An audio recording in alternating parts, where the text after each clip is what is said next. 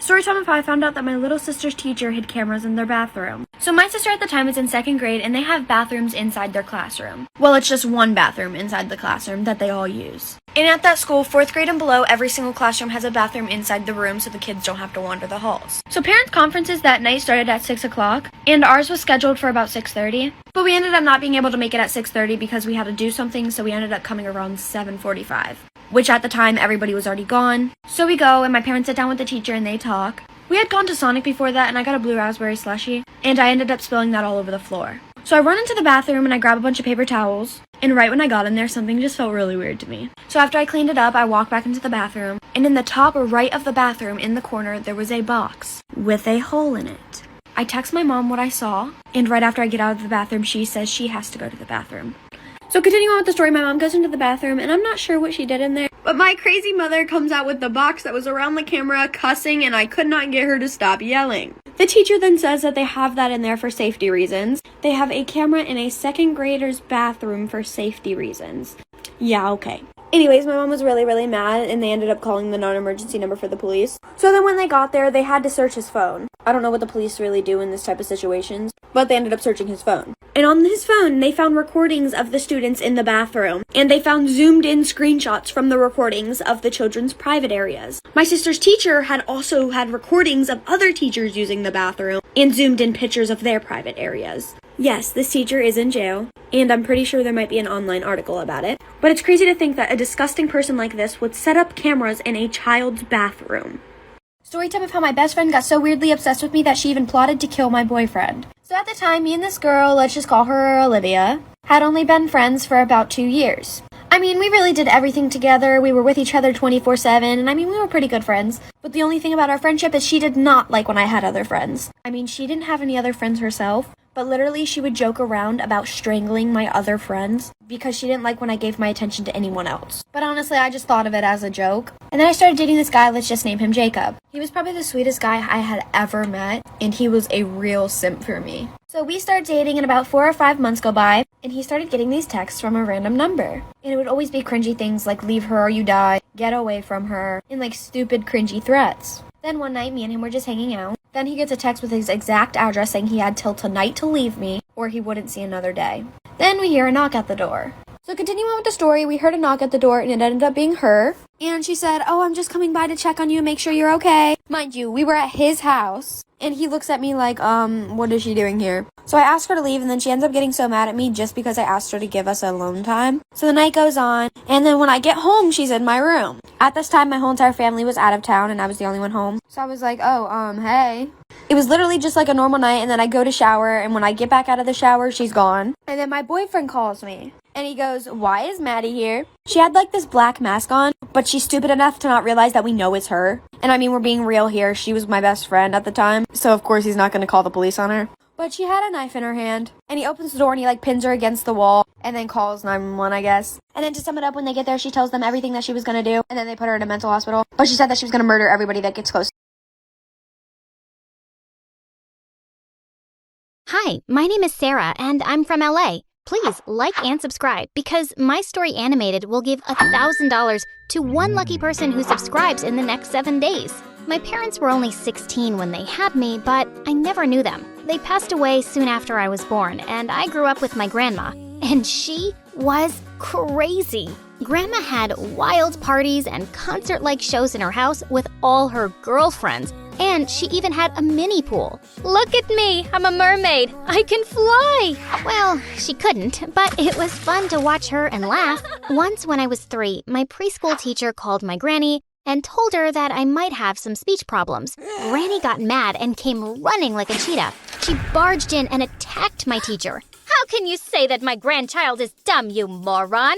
She is perfect, just like me. All the kids were crying and screaming. I got scared and peed my pants.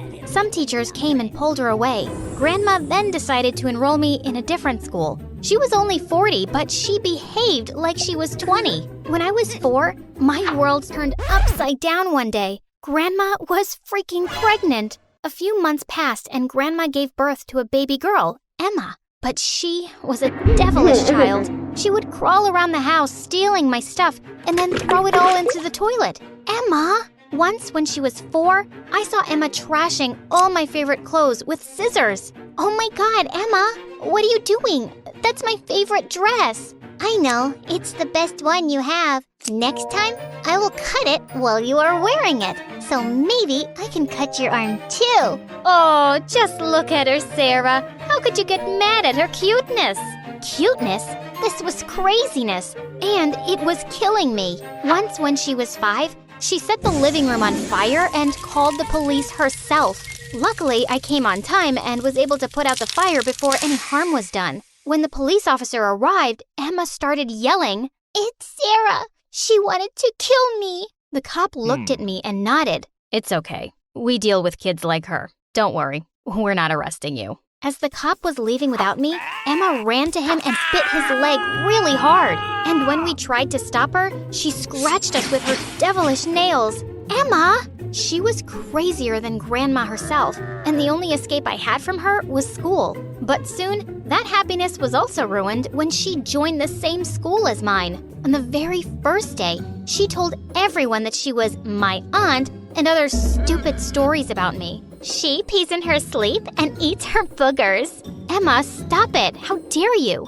Oh, someone, please save me. She's gonna kill me. She's really mean to me at home, too. Oh my God, what a drama queen she was. Because of her fake acting and false rumors, everyone at school thought I was the bad guy. One time in the 7th grade, I was playing basketball on the court when she came and insisted she'd play too. You're too young for this, Emma. You're too young for this, Emma. Ugh, stop it. Oh, stop it.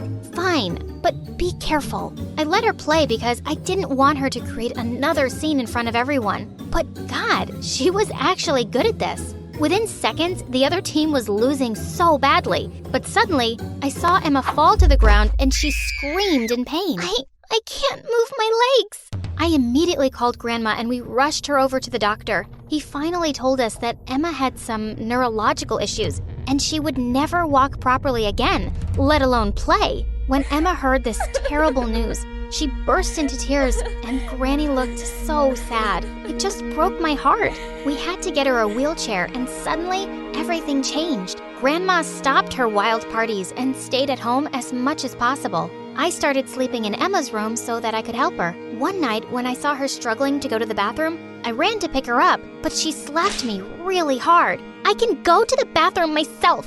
I don't need you. Whoa, that was totally uncalled for. But I let her go on her own. And then a few moments later, I could hear her crying inside, and I felt awful. But the very next morning, when I took the first bite of my food, I immediately spat it out. It tasted like dirt. I looked at Emma, and she had this wicked smile on her face. What's this? What did you put in this, Emma? She stuck her tongue out at me and then took the bowl of soup and poured it all over her head. Then she ran to Granny in her wheelchair. Mom, look, Sarah did this to me, and she says I'm a burden on this earth. Sarah, I can't believe you're being this terrible to your own aunt. You should be ashamed of yourself. But I didn't do anything. So, you mean she poured soup over herself? Yes, she did. That's what she always does. At school and here, she always fakes everything to put the blame on me. That's enough, Sarah. I've had enough of your stories. Apologize to Emma right now. And then Emma burst into crocodile tears and hugged Granny. This was so wrong. Just because she had this problem didn't mean she could make my life hell now. I was so angry that I just stormed out of the house and went to get some ice cream. Just then, I received a text from Grandma's phone. You're a Hayawan. Hayawan? What was that? But then, suddenly a girl who was standing next to me in line laughed. That person is a jerk. I looked up to see... Oh my God! What? Sniper Wolf? OMG, I love your videos. I've been following you for so long. Why, thank you. But that person you're texting, is she an Arab? No, that's just my little sister. Wait, you're from Iraq, aren't you? You don't look Arab, though. Oh, let me go get some milk and my camel and invite you to my tent. Then you might believe me. Oh, sorry, that's not what I meant. You're so funny, Leah, and such a queen. Yes. And let me tell you, that word, Hayawan, That's Arabic, and it means animal. What? Grandma thought I was an animal? I felt so upset. But then Sniper Wolf saw right through me and hugged me. She asked me what happened, and I told her all about it. It's okay to be sad and feel this way, but I can tell that you're really strong. Just believe in yourself and be kind to others. That's all that matters. Oh, she's the sweetest. I loved Sniper Wolf even more now, and I made sure to follow her advice. A few days later, I walked into the school backyard, and to my shock, I saw a bunch of senior kids messing around with Emma. They were running around in circles with her lunch. Catch me if you can. Catch me if you can. Stop it. Give me back my lunch. My sister made it for me. OMG. These guys were so gonna get killed by me. I charged at them angrily. Give her the lunch back, you jerks. Ho ho ho, we're so scared. Are you gonna kill us with your cuteness?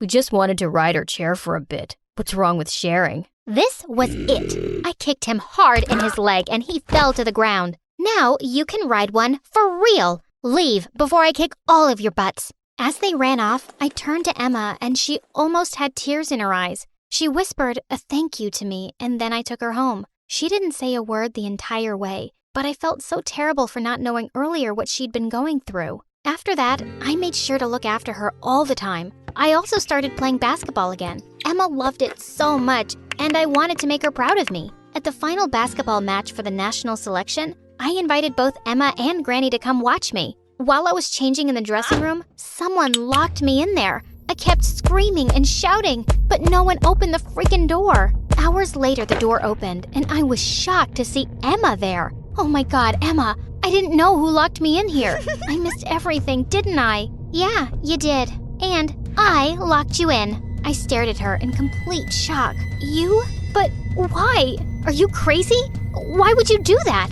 Because I just hate you. You're a Hiowan. Hiowan? OMG. It was you, wasn't it? You texted me that word from Granny's phone. So what if I did? It fits you perfectly. What did I ever do to you, Emma?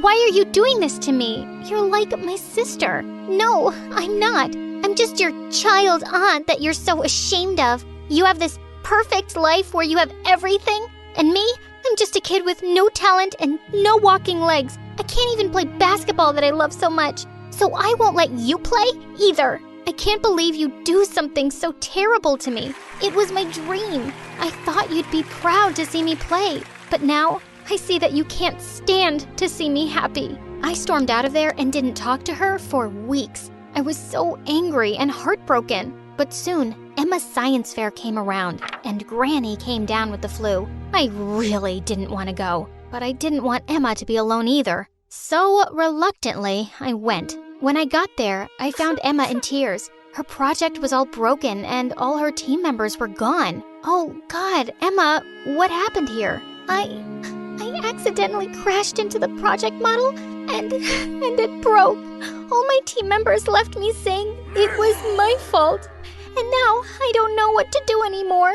It's only 2 hours until the judges come in. It's okay.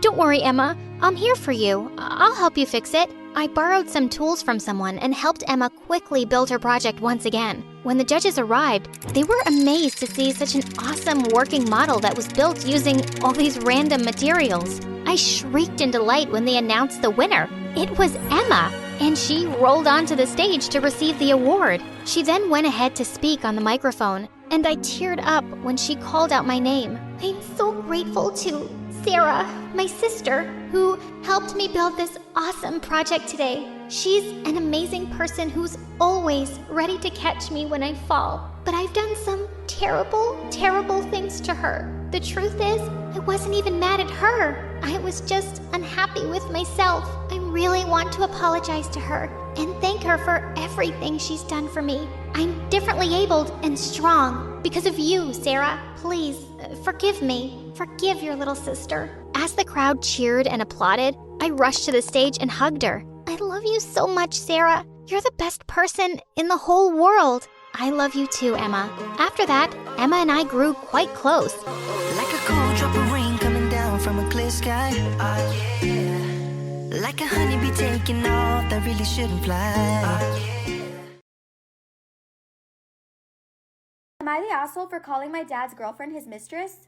My mom died of a brain aneurysm 2 years ago and she was 39. She and dad were no longer together before she died because dad had an affair with his work colleague, Amanda. They were getting a divorce, but my mom died before it was finalized. I was 18 and honestly I resented my dad because of the heartache he caused my mom and I blamed him for her death. After mom's funeral, I refused to talk to him until recently we reconnected. He and Amanda are still together and I've started to accept their relationship because I saw how happy my dad is. Last week my dad informed me that they're getting engaged. At the engagement party, my dad did a toast. He said, "I can't wait to marry the perfect woman and I thank God for giving me the love of my life after all those years I wasted with someone else." I walked out of the room after hearing what my father said. He basically considered his marriage to my late mother a waste of time. It broke my heart and I wanted to leave right away, but my godfather and Amanda follow me. Amanda said dad wants to give me a message, but I told her I can't do that and I need to go as I feel sick. My godfather tried to convince me to stay and say a few words. I got tired of holding in my anger and said I have no good words to say about my cheating father and his mistress. I need to go. Amanda called me an asshole and said I need to get over the past. My boyfriend picked me up and my dad called and was furious with me. He said I made Amanda cry and is demanding an apology and that I ruined his party.